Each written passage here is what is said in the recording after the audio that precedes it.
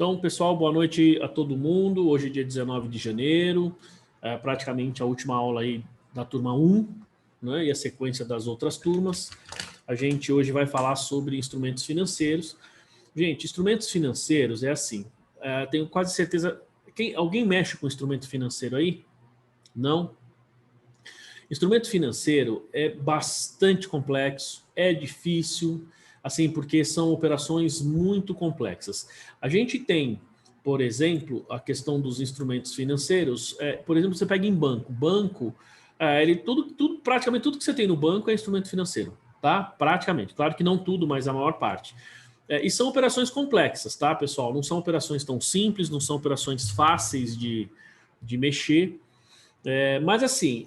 E nós temos 3 normas específicas falando sobre instrumentos financeiros, que são o CPC 48, que fala do reconhecimento, depois tem o 39, que fala de mensuração, e depois você tem o 40, 48, 39 e 40, que fala de divulgação. Então, veja que você tem uma norma só para entender o que é instrumento financeiro, outra só para mensurar e outra só para divulgar, tá? Porque tem muitos detalhes dos instrumentos financeiros e, evidentemente, pessoal, a gente, se fizer essa aula e fizer mais uma ainda, não vai ser, digamos, suficiente para que a gente possa entender ou falar tudo sobre instrumento financeiro.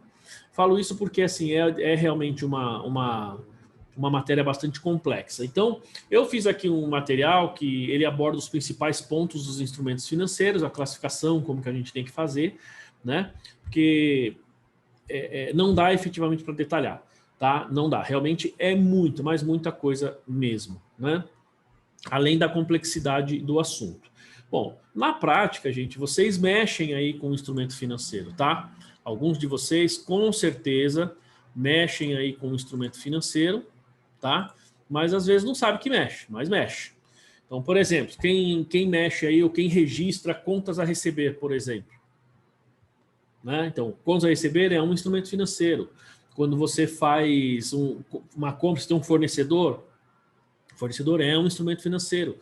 Uma aplicação financeira, quando você tem lá um financiamento, um empréstimo, o leasing que a gente viu ontem, embora a gente pode até considerar como instrumento financeiro, quer dizer, o leasing, quando você vai olhar a norma, ele está fora, né? Ele é uma exceção, mas ele tem uma boa parte das características, tá? Mas a gente não trata ele aqui porque ele tem norma específica, tá bom?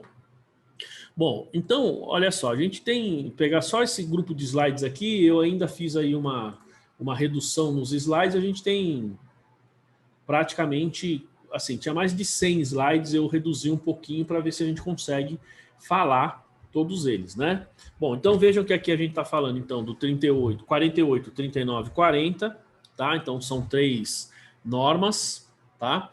Que elas estão, digamos, cada uma delas tem uma finalidade específica e as 3 estão basicamente resumidas aqui nesse material, tá?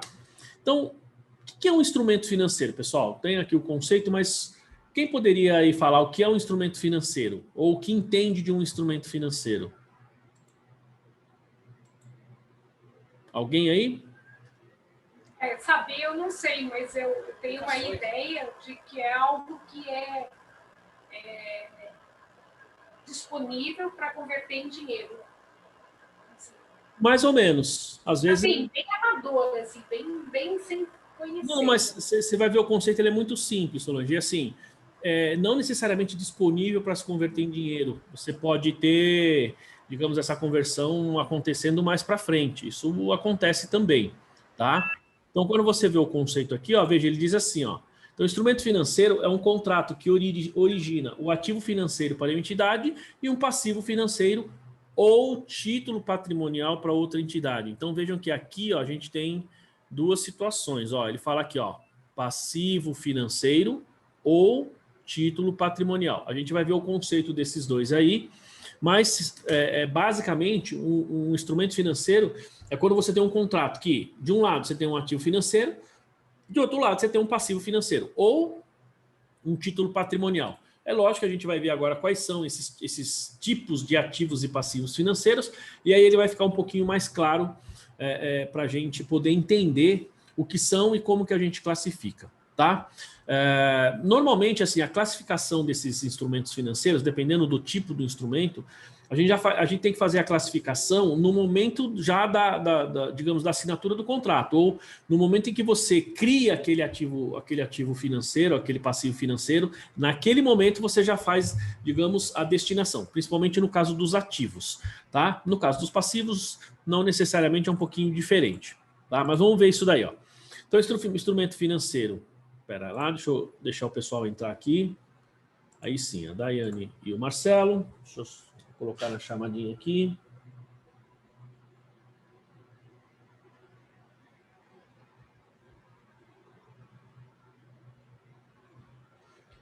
E o Marcelo, muito bem. Bom, então Daiane e Marcelo, sejam bem-vindos aí na aula, tá? A gente está começando agora, basicamente, né? Falando aí sobre instrumentos financeiros. Estamos bem no início aí. Fico feliz que hoje deu tempo de chegar, tanto você quanto o Marcelo aí. Né, Marcelo? Tudo bem? Beleza. Então, beleza. Então, vamos lá. Solô, gostei muito do seu escritório, hein? Aí sim, hein? Mostrei para minha esposa, ela falou, o cara sabe tudo de escritório, hein? Sabe tudo aí de como é que chama? Não é arquitetura, como é que é? Decoração, né? Ele é praticamente um decorador. Falta só comprar uns quadros para colocar lá. Vou lá em Imbu, né? Lá que tem uns quadros, né? Lá é muito caro, viu? No lugar de você comprar quadro, não sei se vocês sabem, pessoal. Sabe onde vocês compram quadro? Bastante. Qual que é a Rua das Noivas mesmo? A Rua da... Como é que chama? Não é do Carmo. Como é que chama ali? Ali no centro, ali perto da Estação da Luz ali. Ah, sei. Não tem a Rua das Noivas lá? Passarela lá, né? A Solange lembra disso, César? Nossa, eu não casei, então não sei. Esqueci o... Rua São Caetano? É a Rua São Caetano. Isso. Acho que é a Rua São Caetano, não é? É ali na passarela mesmo, na Estação da Luz ali. Marcelo, vai lá no final da rua, tem várias lojas, ali tem umas 2 ou 3 que são lojas que vendem todo tipo de quadro e muito mais barato do que muitas vezes no Imbu. No Imbu os quadros são pintados à mão, é artista, o cara vai cobrar de você uma fortuna. Naquela região ali, normalmente é onde tem bastante quadro. Se você não está muito longe do seu escritório, então vale a pena dar um pulo lá, tá? Só uma dica, né? Eu sabia, legal. Agora, se você quiser quadro barato, você pode ir lá no calçadão de Osasco, lá na cidade de Osasco, lá tem uns baratos lá nos 99 centavos. Mas ali na Praça da República deve ter lá no... Tem a feirinha lá na Praça da República. Também tem, viu, Marcelo? Também tem. Eu acho que deve ser mais barato que no Imbu. No Imbu é muito caro. Eu falo porque é perto de casa. Faz tempo que eu não vou, né? Mas eu fui muito já e é caro. É caro. Não sei se vale muito a pena, não. Tá? Bom, enfim. Então vamos lá, pessoal. Só mexendo aqui, arrumando os fios aqui. Espera aí. Enroscou aqui. Muito bem, gente. Então nós estamos falando, para quem chegou depois, de instrumentos financeiros, tá? Esses instrumentos financeiros, então, a gente tem basicamente, se você até pegar o CPC Pequenas e Médias Empresas, a gente tem uma separação entre entre instrumentos financeiros básicos e instrumentos financeiros complexos. Ele está na seção 11 e seção 12, tá? Isso do CPC da PME. Aqui ele trata todos os tipos de instrumentos financeiros na mesma norma. Então, tem alguns que são simples. Por exemplo, contas a receber é um instrumento financeiro, mas é um instrumento financeiro simples. Você tem outros que são complexos. Ontem a gente falou de RED também, não foi? Né? Se não me engano, a gente falou de RED, e no RED também você ele é aí considerado, tem um instrumento financeiro também, você tem algumas formas de dar o tratamento para ele. Mas, via de regra, o instrumento financeiro é quando você faz uma operação com alguém, né, com uma outra pessoa, vamos falar assim, uma outra empresa, que de um lado você cria um ativo financeiro e de outro lado você cria um passivo financeiro. Fez isso, você tem ali, então, basicamente um contrato que é um instrumento financeiro, tá? Esse pode ver que esse aqui é o conceito, e é um conceito bastante simples, tá? Aí o que é um ativo financeiro? Então pode ver que aqui ele fala, cria um ativo financeiro de um lado e um passivo financeiro ou título patrimonial do outro. O título patrimonial é bem simples, vocês já sabem, são as ações ou o direito que você tem no PL da outra empresa. Esse é mais simples. Então, ativo financeiro é qualquer ativo que seja caixa, tá? Então, caixa, quando a gente fala é ter o dinheiro, é caixa, banco, enfim. Ó, caixa, banco, aplicação financeira. E a gente fala aqui, ó, título patrimonial de outra entidade. Então, quando você tem ações de outra empresa, então por isso que ele fala título patrimonial aqui de outra entidade, nós estamos falando de quando você tem as ações de outra empresa, tá? Ó, e direito contratual de receber caixa ou outro ativo financeiro de outra entidade, de trocar ativos ou passivos com outra entidade sob condições potencialmente desfavoráveis para a entidade, né? Então, fala trocar ativos ou passivos com outra sob condições potencialmente desfavoráveis para a entidade. Então, por exemplo, ativos derivativos, né? Então, quando você troca esses ativos e passivos, ele pode ser aí desfavorável. Então, mas aí é o direito contratual que você tem. Então, ele pode ser caixa, basicamente títulos patrimoniais e esses direitos contratuais. Ele não fala assim, ó, 100%, é isso ou é aquilo, um instrumento patrimonial é esse ou aquele, ou essa ou aquela operação, tá? A gente precisa identificar. Lógico que tem algumas que a gente já sabe, a maior parte o pessoal já sabe, tá? A maior parte o pessoal já sabe do que se trata, já tem aí o... Boa noite, Marta, seja bem-vinda aí à aula. A gente já tenha, digamos assim, o conhecimento do tipo de operação, então a gente já registra. Como eu disse, a maior parte daquilo que a gente tem registrado num banco é instrumento financeiro, tá? E as ações, é aquilo que eu estava conversando até com a Solange na sexta-feira, o fato de você ter ações não quer dizer necessariamente que aquelas ações elas sejam um instrumento financeiro, mas a gente tem investimento em ações de outras empresas que nós vamos considerar também como instrumento financeiro. É que isso está atrelado um pouco à sua intenção com aquelas ações. Não é, Solange? Foi o que nós falamos na sexta, né? Ou seja, então, dependendo da forma que você vai dar o tratamento para esse tipo de ação ou de ações, né? Aí você tem ali a forma de fazer a mensuração, o reconhecimento e a valoração dela, né? A mensuração aí, no caso, para ser instrumento financeiro, tem que ser valor justo. E o passivo financeiro, que é a outra ponta, ele tem lá uma obrigação contratual de entregar caixa ou outro ativo financeiro, ou seja, pagar, tá? Em outras palavras, pagar para outra entidade, ou de trocar ativos ou passivos financeiros com outra entidade sobre condições potencialmente desfavoráveis para a entidade, tá? Pessoal, aqui, se eu não estou enganado, no ativo aqui ele tem que ser potencialmente favoráveis, tá? Aqui eu até vou grifar aqui, porque eu acho que o texto aqui deve estar marcado errado, mas eu vou confirmar, tá? Isso aqui, ó. Tá? Que deveria ser favoráveis, por se tratar de ativo, né? E quando a gente fala de passivo, olha lá, ó, com outra entidade sob condições potencialmente desfavoráveis para a entidade, tá?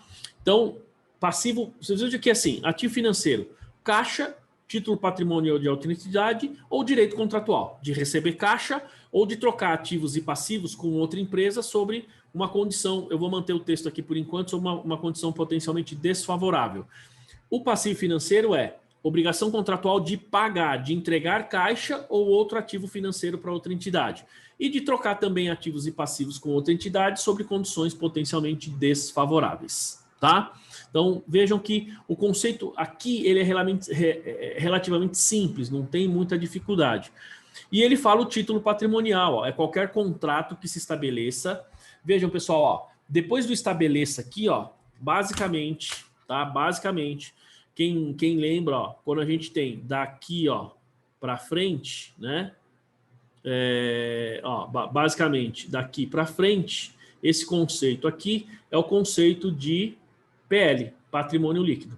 Se você olhar lá no CPC 26, né, basicamente, essa parte que eu marquei aqui é o conceito de PL. Fala, então, o título patrimonial é qualquer contrato que estabeleça um interesse residual nos ativos da entidade após a dedução de todos os seus passivos. Eu falo, normalmente, ações, tá? Por quê? Porque, vejam que quando eu tenho um instrumento financeiro, ele pode ser um passivo financeiro ou pode ser título patrimonial. Quer dizer, quando eu tenho, na verdade, seria um ativo financeiro ou um título patrimonial. Fundos de investimento, por exemplo, eles tratam os investimentos em ações nas empresas, nas quais eles têm lá, fazem essa operação, como instrumento financeiro, tá? Às vezes, essas empresas, esses fundos de investimento, muitas vezes, eles têm até o controle, pessoal, da empresa. Eles têm mais de 50% das ações, mas ainda assim eles tratam como instrumento financeiro. Por quê? Porque eles querem somente o resultado, né, da valorização das ações. Compra, fica com elas, recebe os dividendos, vende. Eles não estão preocupados com a operação dessas empresas. Então, por isso que o tratamento é diferenciado. Tá? Se eu tenho interesse, digamos assim, na operação, então eu vou tratar essas ações como investimento, esses títulos patrimoniais como investimento. Como eu tenho interesse somente no resultado, na parte financeira dessas ações, eu trato como instrumento financeiro. E aí a gente tem uma diferença, né, pessoal? Porque quando você tem ele como, digamos, investimento no sentido de operação, a gente vai calcular esse valor pelo custo, a gente vai mensurar posteriormente esse título pelo custo ou equivalência patrimonial. Enquanto que no instrumento financeiro ele vai ser valor justo. Então eu preciso mensurar a cada fechamento o valor justo, tá? E aí, pessoal, uma coisa que até eu estava discutindo com a Solange, claro que isso foi fora da aula, mas é a questão da tributação, né, Solange? Quando a gente pensa no valor justo, é importante frisar o seguinte, quando é valor justo, pessoal, esses instrumentos financeiros, isso veio na lei lá 12, acho que 11749, se não me engano, eu não me lembro o número da lei. A 12973. Isso. Ele fala um tempinho lá quando ele cria aquele depois ele vem na 12973, né? Ele fala basicamente como é que tem que ser feito isso, tal, que ali surge o valor justo. Da 11941. Isso aí. 638. Isso, exatamente. E depois a gente tem isso agora depois você tem a EN 1700, né? Que na verdade ela que cria aí o regulamento do imposto de renda atualizado, não é isso? Atualiza. Primeiro foi a IN 1515, aí a 1700 aí revogou. Isso. E aí agora é a que está valendo, vigente. Exato. Então ali você vai ver assim, que esses instrumentos financeiros, quando eles são mensurados a valor justo, veja, você fica com eles, você tem que mensurar eles a cada fechamento. Só que eles não são, muitas vezes, realizados naquele momento. Então, se ele vamos supor, uma empresa de lucro presumido, simples ou lucro presumido, você vai para o resultado e acabou. Você não vai tributar. Se é lucro real, o que vai acontecer? Você vai ter que adicionar ou excluir esse efeito desse valor justo que você tem desses instrumentos lá no resultado. Por quê? Porque embora você esteja valorizando esse ativo ou passivo, depende do lado que você está, mas ele ainda não se realizou. Enquanto não se realiza, efetivamente você não tem ali o instrumento financeiro. Ou seja, o resultado desse instrumento financeiro, né? E ele sempre vai ser, a contrapartida vai ser sempre no resultado? Não, depende. Você vai ver que tem aqui algum... Tá. É isso que eu fiquei em dúvida. Como que eu vou saber se é PL ou é resultado? Eu não consegui descobrir. Aí você falou para eu ver no CPC 26, né? Mas assim, funciona assim. Dependendo do instrumento, Solange, você vai definir como é que você vai classificar, dependendo do instrumento financeiro, entendeu? Você vai ver as modalidades aqui e vai falar, isso aqui vai para resultado, isso aqui você considera no PL. Na verdade, a maior parte acho que vai para o resultado. Você vai ver que a gente fala assim, valor justo, é interessante, porque ele usa a expressão, isso aqui é mensurado a valor justo para o resultado no PL. Só que ele fala PL, mas na verdade é resultado do período, porque vai para o resultado do período e depois vai para o PL, né? Tem alguns só que vão especificamente ou diretamente para o patrimônio líquido até a realização final. Ele vai dar essa classificação e basicamente, digamos assim, o direcionamento é você que dá no momento em que você adquire ou que você negocia esse instrumento financeiro, tá? Dúvidas até aí, pessoal? Bom, então aqui a gente falou de título patrimonial e tem também o derivativo, pessoal. Tá? Derivativo é uma coisa que a gente fala bastante. Antes eu tirei aqui propositadamente o conceito, mas o que é derivativo, gente? Qual que é o conceito que vocês têm de derivativo? Derivativo é um instrumento financeiro também. Ele deriva de um ativo. Deriva de um ativo. Teoricamente. Teoricamente. É isso? O que mais?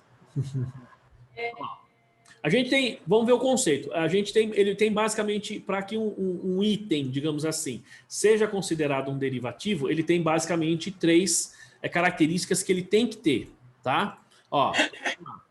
Derivativo é um instrumento financeiro ou outro contrato, ele fala dentro do alcance aqui do CPC 48, 39 e 40, que possui as três. Gente, vejam que aqui ele não está falando que ele possui uma ou outra, que possuem as três, tá? As três. Então isso é importante, ele tem que ter esses três itens aqui. Primeiro, o nome derivativo, ele vem assim, o seu valor altera-se em resposta à alteração na taxa de juros, preço de instrumentos financeiros, preço de mercadoria, taxa de câmbio, índice de preço ou taxas, avaliação ou índices de créditos ou outra variável, desde que no caso de variável não financeira, a variável não seja específica de uma parte do contrato, às vezes denominada subjacente. Então, em outras palavras, primeiro item, um derivativo é um item, a gente pode até falar assim que deriva de um ativo, mas ele varia, ele se altera constantemente. E se altera por quê? Por qualquer variável. Qualquer coisa pode fazer um derivativo variar. Aí você vai falar, como assim? Como que poderia ser isso? Então, um contrato, por exemplo, de uma soja, né? Eu tenho soja, vou vender a soja no futuro. E aí eu faço um contrato e travo lá uma taxa. Esse contrato é um derivativo, não é? Não, o contrato com a soja seria o derivativo. Claro, a gente vai falar, não, mas peraí, mas a soja é um, como é que a gente fala? A soja é um commodity, mas ele é um commodity. Exato. Eu falo assim, a soja é um commodity. Não, mas contabilmente a gente considera até como derivativo. Sabe por quê? Porque olha só, esses tipos de contrato, quer dizer, não a soja em si, mas o contrato que você faz para adquirir ou não a soja. Sabe por quê? Porque quando você compra ali a soja, o valor da soja, o valor do contrato, ele pode alterar. Por exemplo, vamos supor que começa a chover muito. Eu não sei se excesso de chuva, eu acho que atrapalha a soja. Então você tem um contrato que pode derivar se chove muito. Você tem um contrato que se fizer muito calor, altera o valor do contrato. Você pode ter aí um contrato que, se tiver vacina, pode mudar. Se tiver uma inflação muito alta ou muito baixa, esse valor do contrato muda. Entendeu? Por isso que ele fala derivativo. Por quê? Qualquer coisa faz esse contrato variar de valor. Quando a gente fala qualquer coisa, é lógico que dependendo do contrato, ele está ligado a um determinado, digamos, indicador. Mas quando você pega, por exemplo, uma commodity, né? Você tem ela plantada lá, então se chove muito, se faz muito calor, se pega uma praga, isso altera o contrato que você tem. Quer dizer, não é que altera, pode alterar, né? Se você não tem lá um contrato de hedge, né? Se você não, vamos dizer assim, não rediou a operação, não se protegeu da operação, então você pode efetivamente ter uma variação nesse contrato. E às vezes fica muito mais caro.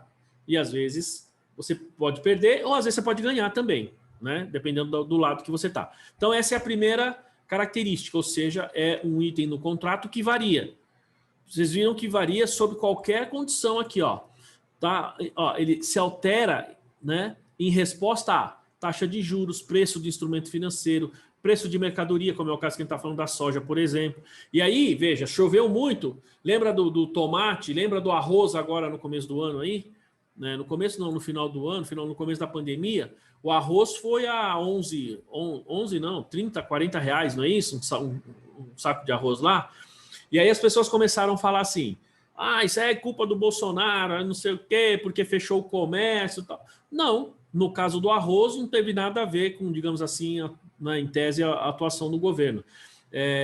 Claro, o governo poderia ter agido de outra forma para ter estoque para segurar o preço. Não tinha, mas isso afetou, o preço foi afetado, eu não sei se vocês acompanharam, porque houve, né, assim, na safra anterior, teve uma safra muito baixa, não tinha, o governo federal, né, não tinha estoque suficiente, e aí não conseguia... É porque, assim, esses itens, o governo faz estoque, né, ele compra dos produtores, ele faz estoque, porque quando está muito baixo, ele solta isso no mercado, ele vende essas commodities para poder segurar preço, manter preço, para vender, né, para outros países, enfim. E ele não tinha estoque, não foi feito estoque lá atrás. Foi um erro estratégico, ou por conta do tempo, não sei direito. Mas aí entrou a pandemia, não sei o quê, e calhou de o valor subir, porque teve falta. Tá vendo? Então, esse, em tese, é um derivativo. Se você tem um contrato que estaria atrelado a esse item, você tem aí um derivativo. Petróleo também. Professor, Diga. se você tem um contrato com essas características de derivativo e você faz uma hedge para firmar o valor, aí perde a característica? Não, ele continua sendo um derivativo. Ele continua sendo. Só que assim, você trava essa possível variação. Entendeu? Mas é difícil, dependendo do caso, Marcelo, quer ver? Fazer hedge em alguns casos. Vamos lá, ó. Veja o item 2, ó. Principalmente pelo item 2, ó. Não é necessário qualquer investimento líquido inicial ou investimento líquido inicial que seja inferior ao que seria exigido para outros tipos de contratos que se esperaria tivessem resposta semelhante às alterações dos fatores de mercado. Então, basicamente, quando você tem um derivativo, você está fazendo um contrato. É como se eu falasse assim com você, Marcelo, ó, vamos fechar um contrato de tal coisa. Por exemplo, um contrato futuro. É como se eu fizer, então vamos lá, vamos fazer um contrato, você vai prestar serviço para mim no ano que vem. Tá? Estou dando um exemplo, tá, pessoal? Isso não é um derivativo, mas só para vocês terem uma ideia do que eu estou falando. Fecho com o Marcelo para ele prestar serviço para mim só no ano que vem. Vejam, primeiro, pode variar o valor desse que nós fechamos agora? O primeiro item, pode variar o valor do contrato, por exemplo? Pode, porque o custo de mão de obra pode aumentar muito, ou pode baixar, né? Enfim. Então, você tem um primeiro item aí. O segundo item é quanto que eu vou ter que te pagar agora? A princípio, nada. Certo? Então, nada ou quase nada. Ou, se eu tivesse que desembolsar alguma coisa, ele seria inferior a aquilo que eu tivesse comprando se eu tivesse que prestar ou solicitar esse serviço agora. Entendeu? Então, o primeiro item, pessoal, é você tem um contrato que tem variação. Por isso o derivativo, de derivação, né? Segundo, você não desembolsa praticamente nada no início. E esse é um dos desafios, pessoal, dessas novas normas aqui, que é assim. Uma vez eu dei um treinamento na KPMG, a gente estava falando de instrumentos financeiros, e aí, lá no material deles, uma coisa que eles falavam era assim, que um dos grandes desafios dos instrumentos financeiros é registrar todos eles. Como você normalmente não desembolsa absolutamente nada num primeiro momento, como é que você registra, como é que você coloca isso no seu balanço se você não gastou nenhum centavo? Você só fez um contrato, e muitas vezes um contrato que são intenções que você tem de comprar alguma coisa lá no futuro. Porque veja só o item 3 aqui, ó. Quando a gente vem para o item 3, ele fala, ó, é liquidado em data futura. Então, o seu valor, o valor desse instrumento, né? A derivativa é um instrumento financeiro ou outro contrato, e o valor desse instrumento ou desse contrato se altera em resposta a vários itens que nós falamos. Você não precisa, teoricamente, desembolsar nada, porque você não está adquirindo naquele momento absolutamente nada, e ele é liquidado, ele vai ser pago em data futura. Tá? Então, se vocês pensarem, como é que eu registro isso? Tá? Se vocês lembrarem, pessoal... Oi? Boa pergunta. Como que registra isso? Esse ativo? Então, e mais... Professor, Oi, fala. aí não teria que fazer aquela questão do accrual? Então, exatamente. Mas o problema, muitas vezes, é que você não tem ainda o valor. Você ainda não sabe, entendeu? Ou seja, o que o Alex está falando é assim, eu já não teria que, de repente, reconhecer isso lá, né? Accruar, ou fazer o accrual reconhecer por competência? Basicamente, sim. Então, o que normalmente a norma ou ela pretende é que você faça o registro desse ativo ou desse passivo, tá certo? Dependendo do lado que você tá, pelo menos para que digamos assim, o analista, tá? Aquele, vamos falar assim, o usuário da demonstração contábil, ele saiba que existe uma operação daquela que pode influenciar futuramente, positiva ou negativamente a empresa. Então, isso faz uma diferença enorme. Não sei se vocês lembram, 2015, né? 2015, eu não sei se era Dilma ou Temer, que estava no poder já, né? E aí o governo federal, naquele momento, ele falou assim, então, pessoal, quem tem dinheiro fora do país, que mandou de forma legalizada, mas não declarada, lembra-se? Vamos supor, você tem dinheiro no exterior, você mandou de forma legal, não é produto, não é resultado de ato ilícito, tá? Porque você imagina, senão os traficantes aí iam pegar tudo o dinheiro, doleiro, os caras que estavam fazendo corrupção ia lavar o dinheiro. Embora eu acho que deva ter acontecido um monte desse tipo de operação. Mas assim, se você mandou dinheiro para fora, né, você tem dinheiro investido lá fora, seja em dinheiro, seja investimento ou investimento em outras empresas, o governo federal falou assim, olha, a gente, por meio da Receita, né, então nós vamos reconhecer esse investimento, você vai legalizar esse investimento. Então, ao invés de você pagar, você vai pagar 15% de imposto e 15% de multa, o que é barato, considerando. E aí, muitas empresas fizeram esse tipo de investimento. E apareceu lá, teve um parceiro meu aí que fez um contrato com um escritório de advocacia, e ele tinha, a gente fez acho que umas 5 ou 6 empresas offshore, acho que 1 ou 2 nos Estados Unidos e várias empresas no Panamá. E a contabilidade, vejam, aí tem um detalhe, ó, pessoal, eu fiz todos os balanços, lógico que no meu sistema eu troquei a moeda e coloquei dólar, mas todas as operações eram em dólar, então qualquer número que saísse do meu balanço aqui, ele saía em dólar, não era nem em reais, tudo que tinha ali era dólar. Tá? Então não tinha nem que se falar em conversão, porque era um balanço para ser apresentado lá fora. Inclusive as notas explicativas a gente acabou fazendo em inglês, com um negócio bem interessante. Né? E aí assim... Por que nós fizemos? Que você tinha que apurar o patrimônio líquido e pelo patrimônio líquido, então, é que ele calculava os 15% de imposto, e aí você regularizava o investimento. Eu estava fazendo a contabilidade de uma das empresas, não tinha tanto movimento assim, não tinham valores tão relevantes, quer dizer, algumas tinham milhões de dólares e tal, mas teve uma que não era uma empresa assim com uma movimentação tão grande, era uma empresa, eu acho que ela estava no Panamá, se não me engano, tudo offshore, né?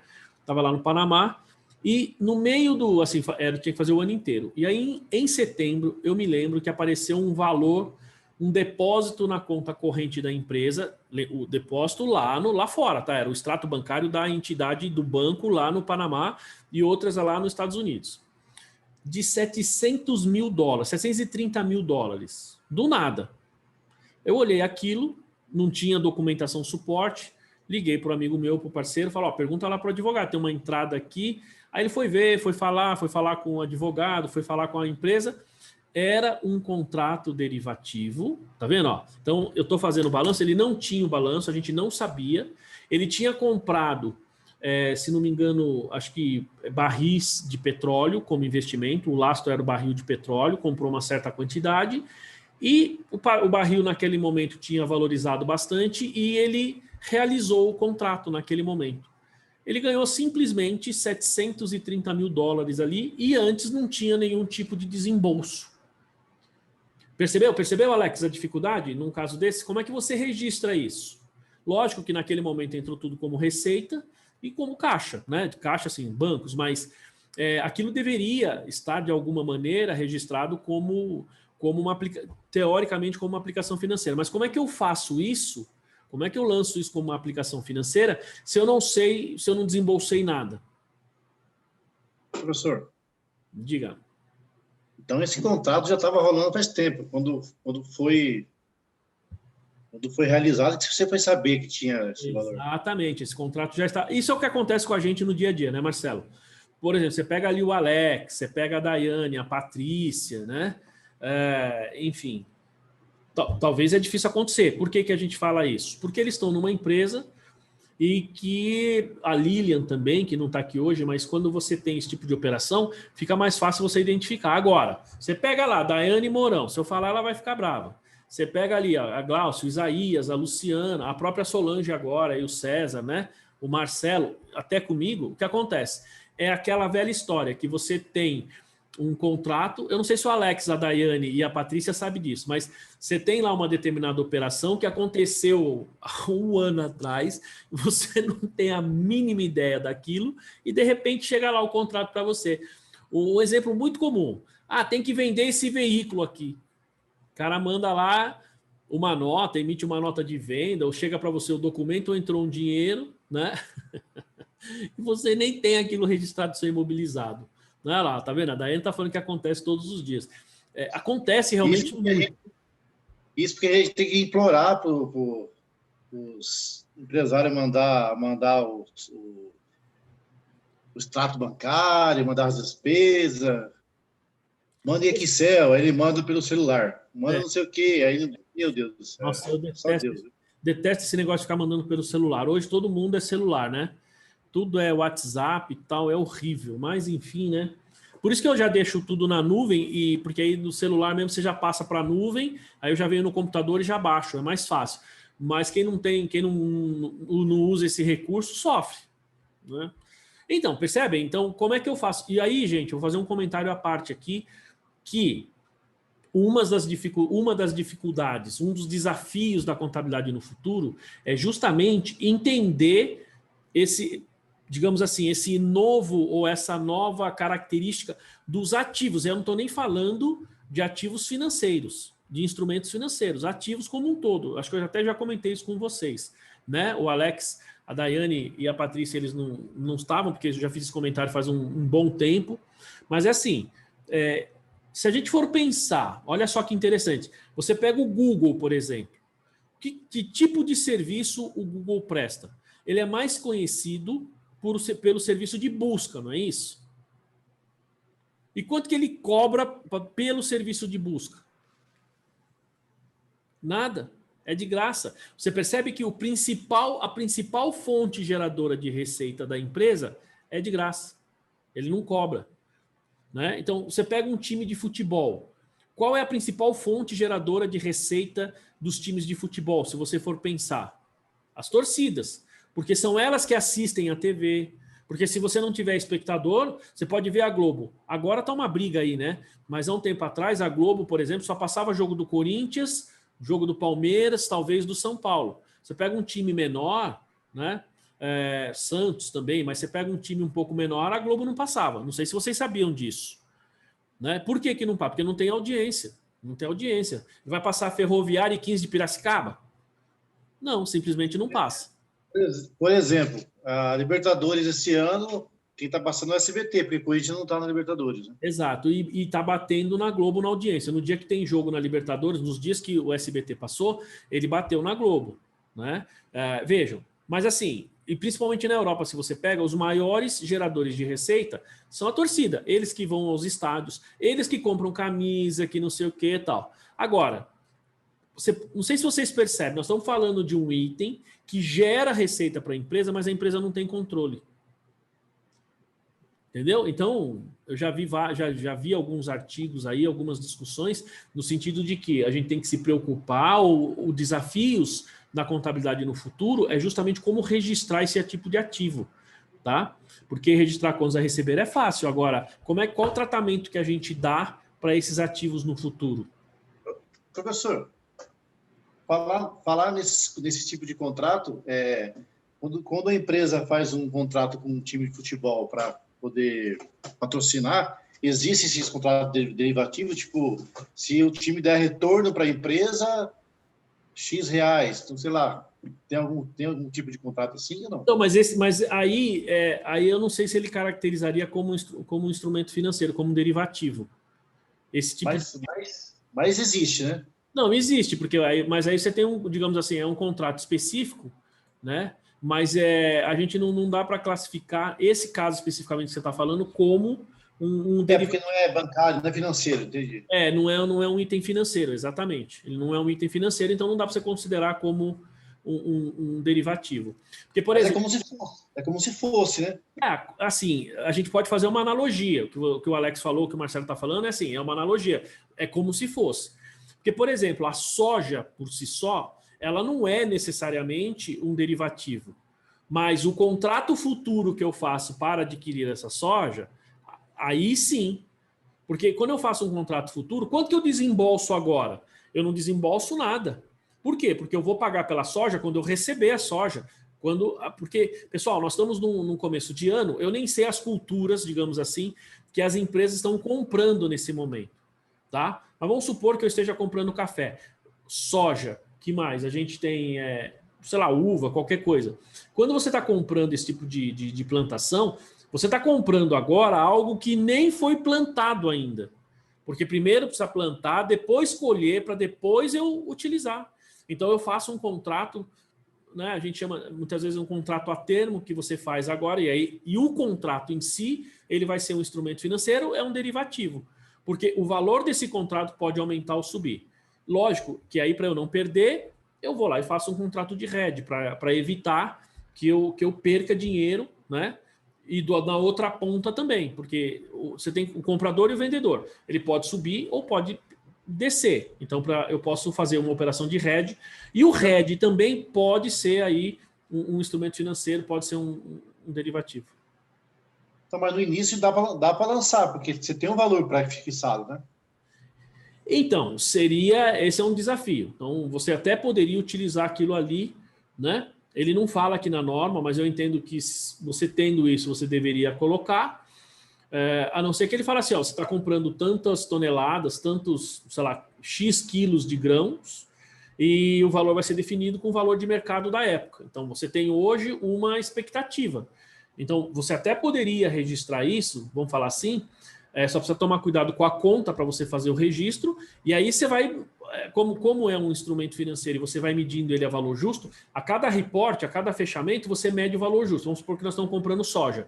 Eu vou pagar isso lá na frente, mas hoje, se eu fosse pagar esse contrato, quanto seria? Então eu pegaria ali esse valor justo de hoje e registraria. No fechamento de balanço eu vou lá, vou medir o valor justo e registro o ganho ou perda.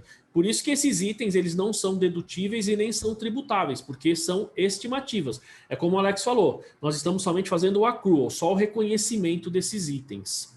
Tá? Tudo bem?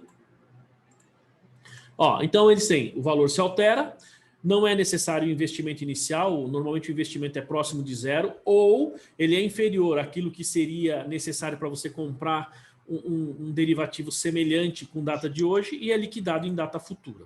Tá? Então isso é digamos, um derivativo. Ele tem que ter essas características, senão não tem. Olha só exemplos de derivativos aqui, ó, indexadores desses derivativos. Ó. Então, por exemplo, eu tenho swap de taxa de juros, futuros cambiais, futuros de commodities, swap de crédito, opções de ações compradas ou lançadas, que pode ser call ou put, né?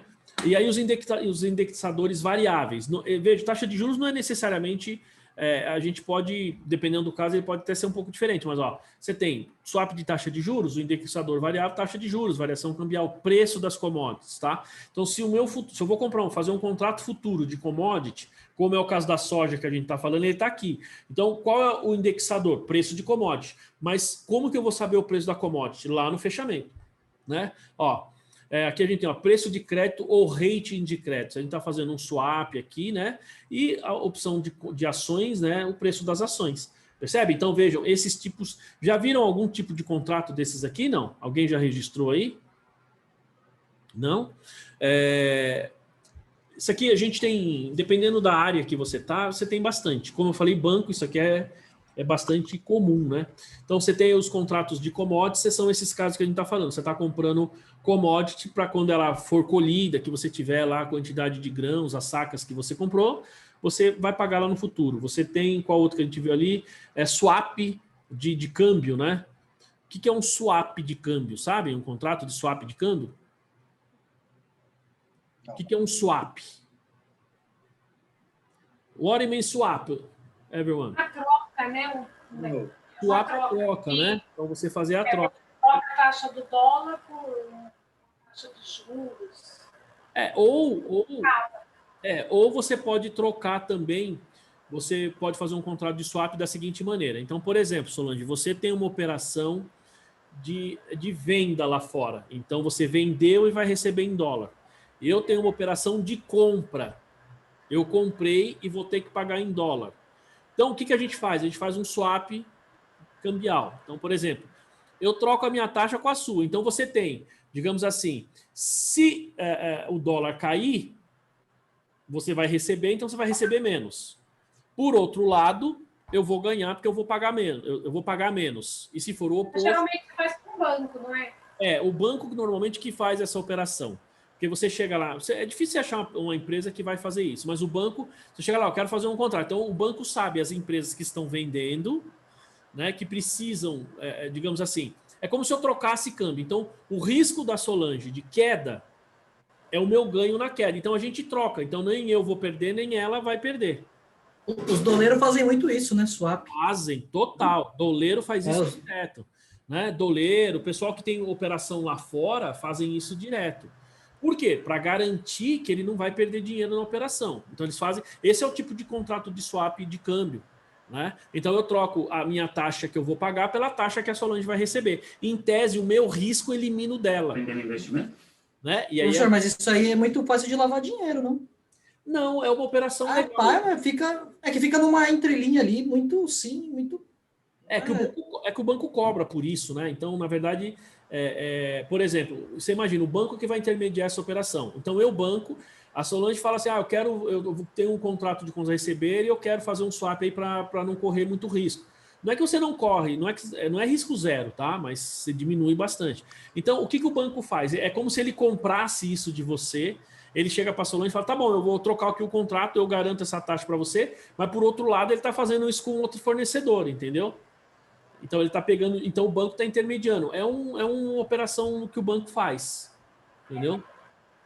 Lavar dinheiro é um pouco diferente, Alex. Lavar dinheiro é assim, é quando você, vamos supor, você recebeu um dinheiro do tráfico, por exemplo. Você está vendendo, o pessoal está vendendo cocaína ali na esquina. Aquele dinheiro que eles ganham, então lavar o dinheiro, o que eles fazem? É legalizar o dinheiro. Então, nesse caso, veja, eu tenho um contrato legal de compra e um contrato legal de venda. A gente faz uma operação entre as duas empresas para minimizar possíveis perdas. Tá? Por isso que o traficante tem carro de luxo, essas coisas, porque eles lavam o dinheiro comprando carro. Exatamente. É igual aquela loja de chocolate lá, né? Todas as vendas. Exatamente. Você pega essa loja de chocolate lá do senador, aquilo é lavagem de dinheiro. Porque o cara ganha dinheiro, vem dinheiro, provavelmente aquilo é da milícia, né? Aquilo vem de milícia, com certeza. E aí o que ele faz? Ele não tem o que fazer, ele vai lá e compra uma loja. Quem compra uma loja, um Cacau Show, que ela, se eu não me engano, a franquia, não sei se é 300, 400 mil reais, que eu acho que foi pago, tá? Acho que é um pouco menos do que isso para você comprar a franquia e ainda assim pagar em dinheiro vivo. Como é que você vai comprar uma franquia dessa e dar dinheiro vivo para a pessoa? De onde saiu esse dinheiro vivo? Entendeu? E isso é lavagem de dinheiro. E vocês sabem por que a gente usa a expressão lavagem de dinheiro? Porque quando você tinha... Eu não sei se a máfia, não sei se era nos Estados Unidos, o que eles faziam? Foi nos Estados Unidos. Foi isso mesmo. Os Estados Unidos, o que ele fazia? Então você tinha lá os mafiosos, para ele legalizar o dinheiro, digamos assim, do crime, né? Eles tinham lavanderias. Porque lá nos Estados Unidos o pessoal não lava roupa em casa, eles levam para as lavanderias. Então eles levavam lá na lavanderia, como não consegue ter muito controle, então os caras pegavam lá e falavam: esse mês nós faturamos tanto, ganhamos tanto, declarava aquele dinheiro, e aí isso é lavar, né? Você pegar esse dinheiro que é, digamos não, dinheiro ilegal e transformar ele em legal, né? Aquele filme do Al Capone que mostra muito isso, né? Exatamente, eles faziam isso. E você vê que interessante, né? E é uma nova tendência aí dos traficantes, tá? Principalmente os líderes, os grandes chefões aí dos tráficos, são pessoas que, assim, os caras movimentam milhões de toneladas de cocaína, mas eles não colocam a mão. Eles simplesmente dão ordem e tal, mas e muitos nem têm ostentado tanto assim. Né? Eu vi ontem ou anteontem, uma reportagem dessa nova tendência desses, principalmente dos traficantes, para não chamar atenção. Os caras querem ficar no anonimato, né? É a mesma coisa, você vê no caso, vamos falar assim, no Congresso Nacional. Você tem essa situação. Quem está ali mandando, quem está ali influenciando, não aparece, não é quem está lá na frente nos holofotes. É o pessoal que está por trás fazendo pressão, né? Então, é mais ou menos nesse sentido. É difícil, né? São situações difíceis aí, tá? Mas aí a gente tem esses contratos. Então, swap, futuros cambiais, futuros de commodities, só swap de crédito, né? Então, o swap de crédito é como se fosse aqui o swap de taxa de juros. O swap de taxa de juros, eu tenho uma taxa de juros a pagar, a Solange tem uma taxa de juros a receber, a gente faz uma troca aí, né? Porque aqui, se a taxa de juros subir muito e a outra descer muito, o ganho de um compensa a perda do outro, tá? E aí minimiza essas perdas, tá? Depois, aqui vejam o que ele fala. Então, é aqui, Solange, preste atenção nesse slide, porque é nesse slide that you see the correct classification of the Financial Assets. Ou seja, é nesse slide que você vai dar a classificação para esses ativos financeiros, tá? Ó, então, vamos lá. Como é que a gente classifica? Qual que é a categoria desses instrumentos financeiros? A gente fala aqui, ativos e passivos financeiros. Ó, esses ativos e passivos são divididos nas seguintes categorias. Ativos financeiros registrados pelo valor justo por meio do resultado, tá? Isso aqui, pessoal, se eu não estou enganado, tá? Aqui eles usam a expressão, ó, ele chama assim, acho que é isso. Como que é? Financial Assets to P&L. Opa. Acho que é isso, se eu não estou enganado. Tá? Ah, não, é FVFTL, tá? Basicamente. Ó, é isso aqui, ó, tá? Então, essa aqui é a sigla, pessoal. Quando vocês verem essa sigla, basicamente vocês vão saber que são ativos e passivos financeiros registrados pelo valor justo por meio do resultado. Fair value to... Não, aqui tá errado. É isso aqui, ó, se eu não estou enganado. To P&L, né? Ou seja, fair value pelo ou para, né, por meio do PL, tá? Então, que é por meio do resultado. Aqui ele fala, ó, ativos financeiros mantidos até o vencimento. Então, você tem,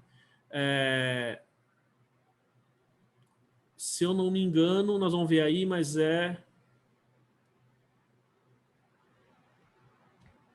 eita. Se eu não me engano, acho que é isso aqui, ó, HM, que significa Hold to Maturity, tá? Segurar até a maturidade ou manter até o vencimento. Aqui você tem os empréstimos recebíveis, os disponíveis para venda, tá? Que são assets, se não me engano, ATS, assets to sale ou for sale, se não me engano, acho que é isso aqui, for sale. Então, ativos disponíveis para venda e outros aí passivos financeiros. Basicamente, vocês vão ver essas siglas aí no meio do caminho, tá? E os empréstimos irrecebíveis aqui, pessoal, basicamente são aqueles instrumentos financeiros que a gente falou, de instrumentos financeiros simples, coisa a receber, coisa a pagar, tá? Que aí é o procedimento normal que a gente já está acostumado. Vocês conheciam essas siglas aí, não? Não? É muito comum quando você está lendo aparecer essa sigla, o pessoal está falando de instrumento financeiro, ainda mais se você está numa empresa grande ali, numa multinacional, o auditor, o cara quer falar bonito. Então, ó, isso aqui é hold to maturity, né? Ou isso aqui é assets for sale, enfim, né? Então, a gente tem essa nomenclatura que é bastante usada e aqui tem, em alguns slides, tem como diria, essas siglas, tá? Então, ó, ativo financeiro registrado pelo valor justo por meio do resultado. Então, aqui você classifica, você diz o seguinte, eu vou pegar esse ativo financeiro ou esse passivo financeiro, eu vou mensurá-lo a valor justo, vou registrar pelo valor justo e a mudança, a alteração no valor justo vai para o resultado. Por isso que ele fala P&L, né? Ou PL. Por quê? Não, desculpa, P&L aqui, ó, é Profit and Loss, não é patrimônio líquido não, porque, desculpa, a sigla está em inglês. Então, é valor justo para P&L, Profit and Loss, ou seja, resultado, tá? Então, você vai registrar isso aqui no resultado. Essa é uma opção. A outra opção, ó, são ativos financeiros mantidos até o vencimento, tá? Então, basicamente, o que você tem mantido até o vencimento? Eu tenho, e aí tem algumas considerações que a gente vai ver mais para frente com relação a esses ativos. Por exemplo, eu comprei fiz uma aplicação financeira, me sobrou um dinheiro e eu comprei lá títulos do governo, tá? Títulos da dívida pública que vão vencer em 2030, por exemplo, tá? 2030. Quando a gente faz isso, pessoal, a gente tem basicamente três formas de classificação desses ativos financeiros. Ou melhor, desse ativo financeiro. E eu já vou designar, Solange, no momento da aquisição, na hora que eu comprei ou que eu vou registrar, reconhecer esse ativo no balanço, eu já vou dar a designação para ele. Eu posso colocar esse item, veja que o vencimento é 2030, tá? Como exemplo. Eu posso registrar ele como equivalente de caixa. Posso fazer isso? Se o vencimento dele é só em 2030?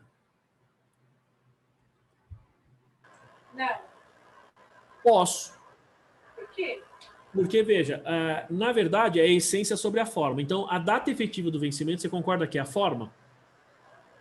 Mas na essência... Porque você você pode resgatar. Exato. Aí depende da sua intenção. Então, isso é bem importante. Embora você tenha um título que vença lá em 2000 e tanto, lembra que a gente falou, recentemente, eu não lembro qual norma aí que a gente falou, está no fluxo de caixa, mas a gente falou uma outra delas recentemente. Não, acho que não foi no treinamento com vocês. Mas é assim, o que é um equivalente de caixa? É aquele recurso que você espera utilizar até 90 dias. E não é 90 dias da data do balanço, é 90 dias da data da operação. Tá? Então, se você... Porque vai dar no máximo 90 dias. Vamos supor que você fez a operação em 31 de dezembro, você vai ter janeiro, fevereiro, março. Então, até 31 de março, você tem ali os 90 dias. Se o título vencer ou você tiver a intenção de utilizar até esses 90 dias, embora ele vença em 2030, ele vai ser um equivalente de caixa. Tá claro isso? Se ele for um equivalente de caixa, aí, ó, nessa situação, esse título se classificaria como, basicamente, se eu não me engano, esse primeiro aqui, ó, ativos financeiros registrados pelo valor justo por meio do resultado. Ou seja, é o que nós chamamos de disponível para negociação. Você tem um Professor, título... Diga.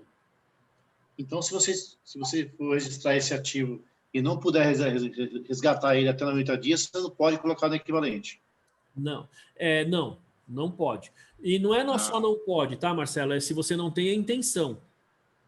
Ah, tá. Isso é importante. Na hora que você vai fazer o fluxo de caixa, lá o CPC3, isso é importante. Porque veja bem, o que acontece? Quando você faz um registro dessa maneira, você tem lá uma aplicação financeira. Qual é a sua intenção com essa aplicação financeira? Basicamente, a gente tem 3 classificações. Primeiro, disponível para negociação, que é essa. Eu vou resgatar até 90 dias. Você usa esse dinheiro, esse recurso, essa aplicação para capital de giro. Esse é o primeiro item. O segundo é esse que ele fala aqui, ó. O segundo item seria esse que ele fala aqui, ó. Esse daqui, ó. Ativos financeiros disponíveis para venda. O que é disponível para venda? Veja que disponível para venda é diferente de disponível para negociação. Porque negociação, você sabe, você já tem certeza que você vai negociar aquele título, resgatar, enfim, em até 90 dias. O disponível para venda não vai usar em até 90 dias. E aí essa aplicação financeira, inclusive lá no fluxo de caixa, você vai classificar, e no seu balanço também, como investimentos temporários no circulante, ou se você não tem previsão, você vai colocar em aplicação financeira lá no longo prazo, no realizável a longo prazo. Por quê? Você pode usar depois de 3 meses a qualquer momento, ou você pode usar daqui 1, 2, 3 anos. Entendeu? Certo. Tá claro? E o último deles é mantido até o vencimento. Então, vejam, esse título que nós temos até 2030, na primeira classificação, eu vou colocar como disponível para negociação. Estou comprando agora, mas até 90 dias eu vou resgatar porque eu vou usar esse dinheiro. Mas você fala, então por que você compra um título? Porque, de repente, é a melhor remuneração naquele momento. É uma questão de opção, tá? Agora, eu posso pegar esse título e falar assim, não, eu ganhei esse dinheiro, vou guardar esse dinheiro e quando aparecer uma oportunidade eu uso. Tá? Qual que é a diferença nesse caso? A diferença é que a forma, veja só, na primeira opção você está usando como investimento, como capital de giro. A segunda, ela é investimento, que você pode usar a qualquer momento. E a terceira é mantida até o vencimento. Então, essa categoria mantida até o vencimento, se o título, Solange, vence em 2030, eu vou colocar no meu realizável a longo prazo e só vou resgatar, baixar essa aplicação em 2030. Posso resgatar antes? Pode, mas vocês vão ver que tem penalidade para isso. Tem uma penalidade. Não é multa, tá? Mas você tem que fazer uma reclassificação de todas as contas, tem uma série de coisas que tem que fazer. Porque você imagina, pessoal, uma empresa que investiu alguns milhões de reais em um título, ou em títulos que ele está dizendo que ele vai resgatar daqui 5, 10, 15 anos. Prestem atenção no que você tá passando para o investidor numa situação desse tipo. Você está dizendo para o investidor assim, ó, eu tenho... Oi? É o FIP, né? Fundo de Investimento de Participação. Aí você está falando assim para ele. O que você está passando para ele? Você fala, ó, eu tenho dinheiro, mas eu não preciso desse dinheiro. Eu vou resgatar lá na frente. Isso mostra uma determinada, uma certa solidez financeira na empresa, você concorda? uma vez que você tem o recurso e não vai usar. Agora, e se você precisa desse dinheiro antes do tempo? Isso mostra que aconteceu alguma coisa na sua empresa e você teve que resgatar. É aquela velha história, você está colocando dinheiro, estou colocando dinheiro na poupança do Tiago para pagar a faculdade dele, certo? A gente lá foi o contrário, a gente fez há 5 anos atrás, pouco mais de 5 anos, um investimento num fundo de participação estrangeiro e 30 anos. E aí foi feito 40 milhões de dólares. E aí a gente teve que sair, nós fomos convidados a sair do fundo, a gente não pediu resgate, né? Eles obrigaram a gente a sair. Não, mas teve algum problema no fundo? Por causa da Lava Jato. Ah, entendi. Porque isso faz você... O fundo é muito conservador, ele é muito famoso, muito importante. E aí não poderia ter Eram 2 investidores desse fundo. Um era Promon. E aí, quando estourou o problema da Lava Jato, a gente foi convidado a se retirar. Mas aí eles pagaram, mas não pagaram tudo ainda, porque é tão complexo o resgate que ainda tem alguns milhões de dólares lá. Então, mas veja... Você entende? Mas assim, aí é difícil, viu, Solange? Eu nem sei como deveria agir nessa situação. Porque simplesmente era uma coisa impensável. Exato. Mas o fundo faz isso porque, como você falou, é um fundo conservador e deve ser conceituado. Então, assim, eu vou querer investir dinheiro com o Marcelo sabendo que o Marcelo é traficante, ele está lavando dinheiro? Entendeu? Fazer arminha, né? Eu tô achando engraçado, o pessoal, o governo pediu como é que chama? As vacinas lá para a Índia, e a Índia não mandou. Aí o pessoal, nos comentários, o pessoal fica tirando sal do governo Bolsonaro, falando assim, faz arminha para os caras da Índia para eles mandarem as vacinas para cá. Ai, meu Deus, o pessoal não tem o que fazer. Eu não vi essa porra. Que é assim, tem a notícia e depois eu leio os comentários, né? Aí tem um monte de gente que usou essa mesma expressão, faz arminha para a Índia, para os caras mandar para cá e tal. Ei, meu Deus, né? E assim, então numa situação dessa, veja só, você não resgatou o dinheiro porque você quis, você resgatou porque foi, então não sei se nesse caso você teria essa penalidade. Mas de qualquer maneira, nós vamos ver ela mais para frente, mas de qualquer maneira, quando você tem um título que você classificou como mantido até o vencimento, você não pode resgatar antes, porque a informação que você passa para o investidor é assim, eu tenho dinheiro, não preciso de dinheiro, tá? Mas se eu saquei antes, se eu resgatei antes, alguma coisa aconteceu. E isso pode gerar dúvida para o investidor, né? É a mesma coisa quando você pede dinheiro emprestado para o banco. Quando você pede dinheiro emprestado para o banco, você precisa provar que você não precisa do dinheiro. Não é assim? A Solange está falando, como assim, né?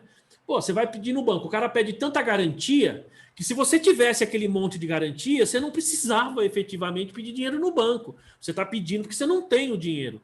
Muitas vezes você não tem o recurso, você não tem lá um avalista, você não tem, dependendo do caso, um fiador. Não é? Um cliente meu estava precisando de empréstimo, né, para importação. Nossa, ele ficou enchendo o saco meu lá de balancete, não sei o quê. Meu, injeção de saco, meu. O banco pede um monte de coisa. Então, e ainda assim, Marta, ele pediu... A empresa é lucro real presumido ou simples? Presumida. Então, a empresa, além disso, pediu uma carta de faturamento, provavelmente.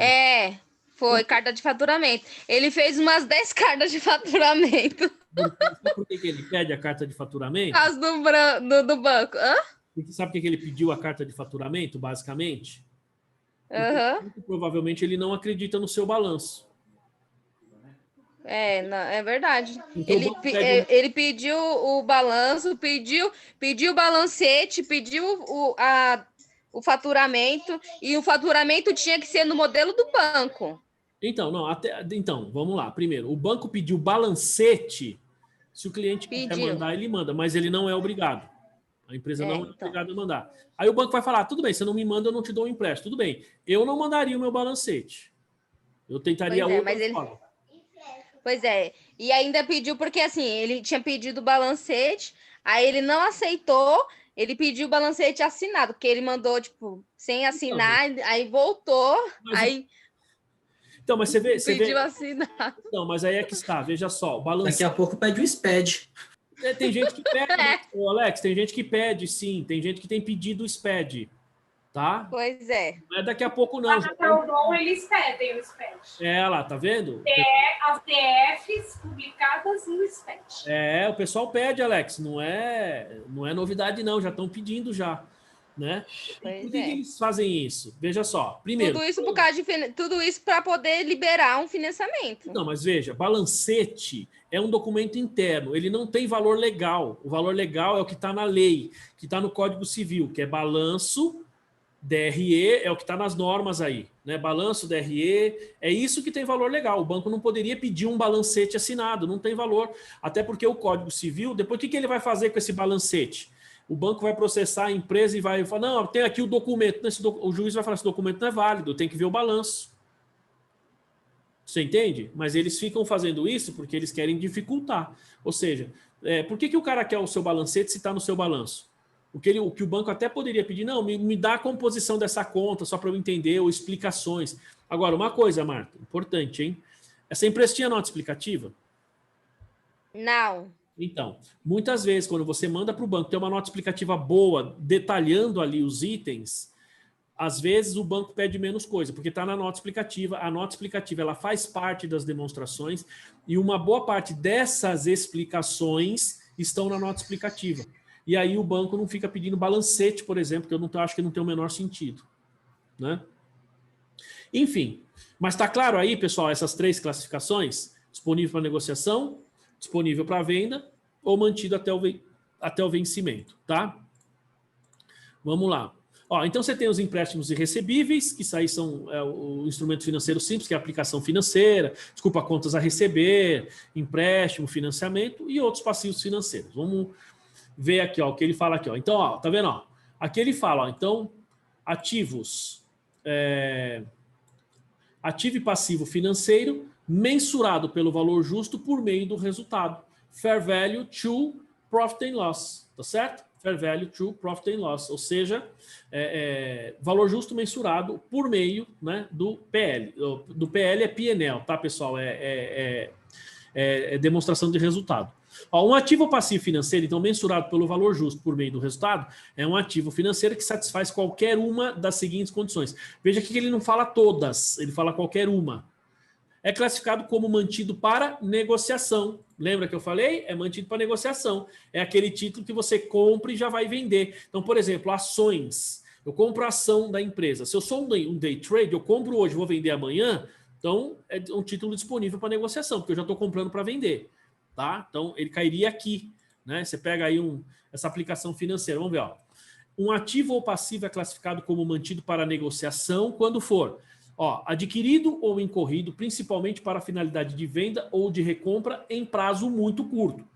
Aqui acho que ele não fala, mas esse prazo muito curto, normalmente 90 dias. Tá? Ó, no reconhecimento inicial, é parte de carteira de instrumentos financeiros identificados que são gerenciados em conjunto e para os quais existe evidência de modelo real de tomada de lucro a curto prazo.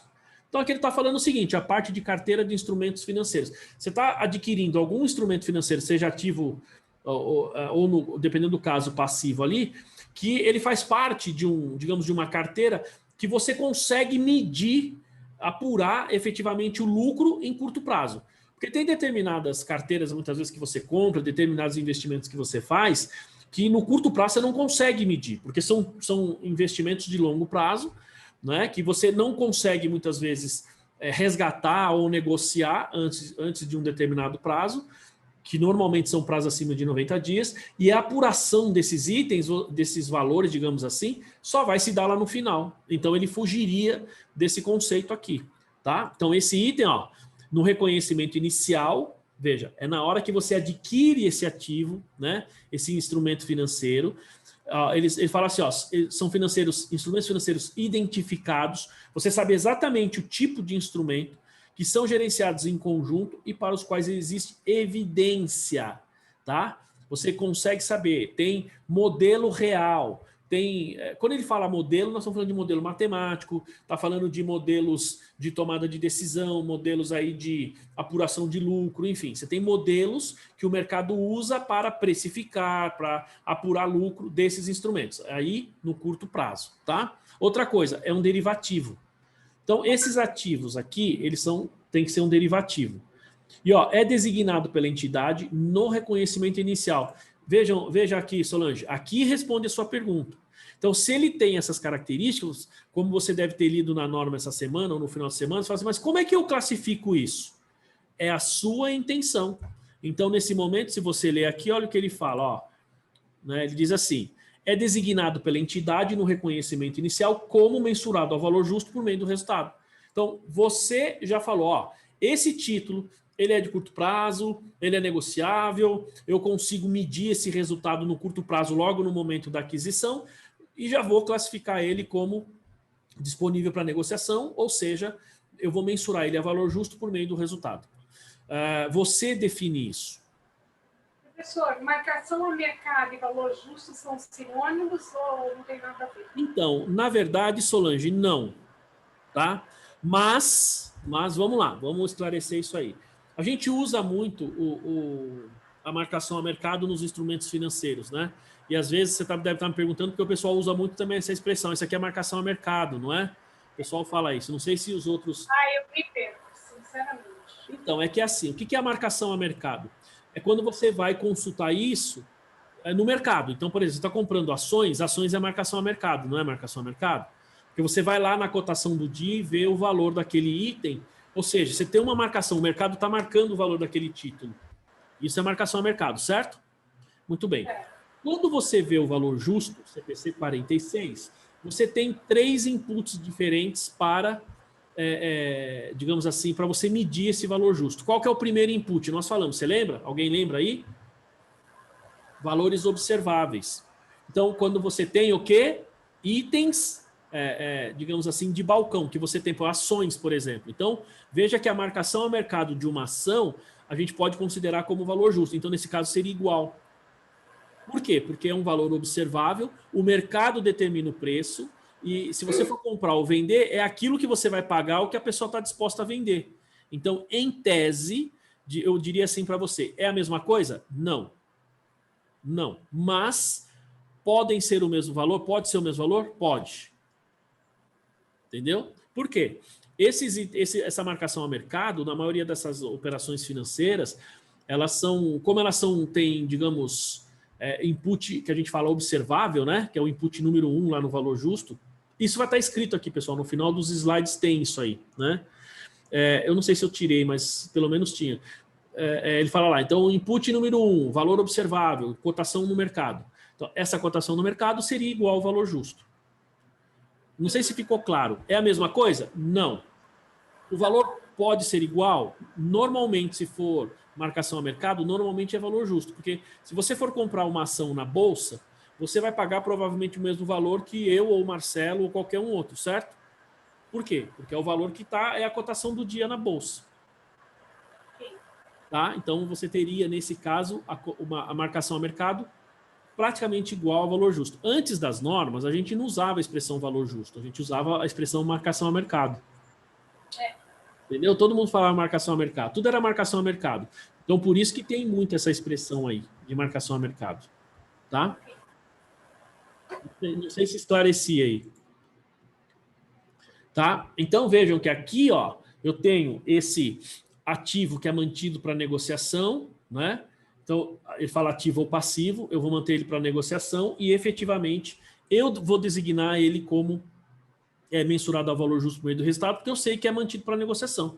É algo que eu estou comprando agora de curtíssimo prazo, tá? Depois, ó, no momento do reconhecimento inicial, então ele é designado pela entidade pelo valor justo por meio do resultado. Na hora que você adquiriu esse ativo ou esse passivo, você já falou, ó, isso aqui eu vou dar essa classificação. E como é que a gente faz isso? Você vai fazer o registro contábil e, evidentemente, depois, você vai ver lá aqui na divulgação, na nota explicativa você vai dar essa demonstração aí. Ó, a entidade só pode utilizar essa designação quando for permitido pelo CPC 48 ou quando tal resultar em informação mais relevante. Basicamente, pessoal, o CPC 48 aqui ele vai falar isso aqui, ó. Tá? É isso aqui. Se ele tem essas características, basicamente é porque ele está permitindo que você faça essa classificação. Agora, você pode ter um outro item que não seria valor justo por meio do resultado, mas ele gera uma informação mais relevante para quem está tomando decisão. Então ele fala, ó, elimina ou reduz significativamente, ele fala por quê, né? Elimina ou reduz significativamente uma inconsistência na mensuração ou no reconhecimento, que de outra forma resultaria na mensuração de ativos ou passivos, ou de reconhecimento de, aqui, desculpa, não é fanhos, né? De ganhos e perdas sobre eles em diferentes bases, ou um grupo de ativos financeiros e passivos financeiros, ou ambos, ser utilizado como base para gerenciamento e avaliação de performance, conforme estratégia de investimento ou gerenciamento de risco de mercado documentada e como base para envio de informações para a alta administração. Ou seja, nesses dois itens aqui, veja, no primeiro item ele fala reduz significativamente inconsistência na mensuração. Automaticamente, se você mensura de uma forma inadequada ou de maneira inconsistente, isso interfere efetivamente no seu ganho ou perda, porque você está usando, como ele diz aqui, bases diferentes. E aqui embaixo ele fala no processo como estratégia de investimento ou gerenciamento de risco. Então, eu posso usar algum outro item. Primeiro, eu só posso fazer o registro ou a designação, né, usando o termo do CPC, desses itens como mantido para negociação, mantido para negociação, se o CPC 48 permitir, que são aqueles itens que a gente viu, ou se ele resultar em informação melhor para tomar decisão mais relevante. Ou seja, quando ele faz parte de um gerenciamento de risco mais adequado, ou quando ele tem a característica de, digamos assim, para eliminar essas inconsistências. Tem alguns itens, pessoal, que a gente tem essas inconsistências, porque o que acontece? Você tem assim, muitas vezes você tem uma determinada operação que ela está afetando ali o seu resultado, mas a norma diz para você lançar no PL, por exemplo, ou vice-versa. Né? Você não deveria lançar no resultado, ou às vezes você tem, por exemplo, uma despesa financeira que acontece, esse é o mais comum, né? Você tem um exemplo simples, você tem lá uma despesa financeira que acontece esse mês, ela é proveniente de desse tipo de contrato, só que o contrato vai ser realizado lá na frente, certo? Ele é um derivativo, ele vai ser realizado lá na frente, mas você já teve uma despesa agora, você percebe? Então você tem aí um descasamento entre o seu possível ganho lá na frente com uma despesa financeira agora, então você fere o princípio da competência.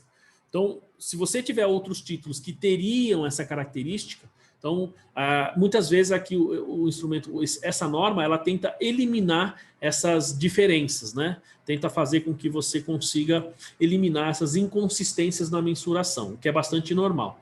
Ó, aqui, pessoal, então ele vai, ó, investimento mantido até o vencimento. O hold to maturity, tá? Aqui é você manter aquele título, como eu dei exemplo, de 2030, você vai manter ele lá até 2030, ó.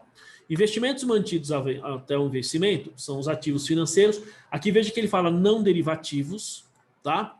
Por que não derivativos, pessoal? Porque se eu estou fazendo uma aplicação, um título do governo é um item não derivativo. Derivativo é aquele que varia, né? Que ele pode variar de diversas maneiras. Se você fez uma aplicação financeira, ela varia. Aí você vai falar, não, mas ela é pós-fixada. Tudo bem, ela vai variar, né? Vai variar a taxa, né? Mas lembrando que para você adquirir mas ainda assim ela não seria um derivativo, por quê? Porque na aquisição desse título você teve o desembolso, né? Tá claro, pessoal? Então, um título do governo, ele não é um derivativo, por isso que ele fala aqui, ó, ele diz, ó, são investimentos mantidos até o vencimento, ou seja, investimentos mantidos até o vencimento são ativos financeiros não derivativos, com pagamentos fixos ou determináveis com vencimentos definidos, para os quais a entidade tem a intenção positiva e a capacidade de manter até o vencimento. Vamos ver o exceto aqui. Pessoal, o que é intenção positiva? O que é uma intenção positiva? Intenção positiva é quando você realmente faz aquilo, quando você age. Então, não sei se vocês já viram, muitas vezes a gente fala assim, o governo precisa desenvolver uma agenda positiva para melhorar o investimento no Brasil. O que é uma agenda positiva? Uma agenda prática, de forma que ele mostre, digamos, resultado para que venham investidores. É uma coisa um pouco mais prática. Então, a gente usa essa expressão positiva. Então, ele fala assim, quando a empresa tem intenção positiva, tá? Ou, fala intenção positiva, e a capacidade de manter até o vencimento. Lembra que eu falei? Então, se ela coloca classificado como mantido até o vencimento, significa que ela tem recurso para isso. Significa que ela não vai utilizar aquele dinheiro. Tá? Em outras palavras, imagina, eu ia dar o exemplo do Thiago, né? Então, peguei aí, estou guardando dinheiro para o Thiago, digamos assim, que se fosse uma aplicação mantida até o vencimento para pagar a faculdade dele quando ele tiver, sei lá, seus 18, 19 anos, enfim, né? Muito bem. Até lá, Pocopets vai ter a faculdade Pocopets, ele vai estudar na faculdade Pocopets, né? Mas aí, veja só, eu classifiquei essa aplicação dele como mantida até o vencimento. Só que sexta-feira, dia 22, é aniversário dele. Aí eu pego esse dinheiro dele, esses, sei lá, R$ 2.400, vamos imaginar que seja esse valor, 2.500 mais precisamente, 2.500, Cesar, e vou lá e compro uma Ultimate Garagem do Hot Wheels para ele. Certo? Perceberam? Ó, eu classifiquei como disponível ou mantido até o vencimento e saquei antes, porque ele queria uma Ultimate Garage. Né? Pode isso? Pode isso, produção? Bom, pode, mas eu tenho uma penalização para isso. Tá? Quer ver? Vamos lá. Fala aqui, ó. Agora, então esses investimentos mantidos até o vencimento, ele fala, ó, manter até o vencimento, exceto os que a entidade designa no reconhecimento inicial pelo valor justo por meio do resultado, né? Que a entidade designa como disponível para a venda e que satisfazem a definição de empréstimos e contas a receber. Ou seja, se ele for aquele especificamente mantido até o vencimento, disponível para negociação, disponível para venda ou empréstimos e contas a receber, ele vai ter uma classificação separada. Fora isso aqui, eu posso designar como mantido até o vencimento, tá? É o que a norma diz. Aí, pessoal, aqui a gente vai falar de empréstimos e recebimentos, mas já são 8h30. Então, vamos dar uma paradinha. Até aí, tá claro, pessoal? Os mantidos até os disponíveis para negociação ou ativos e passivos a valor justo pelo meio do resultado e mantido até o vencimento. Tá claro isso?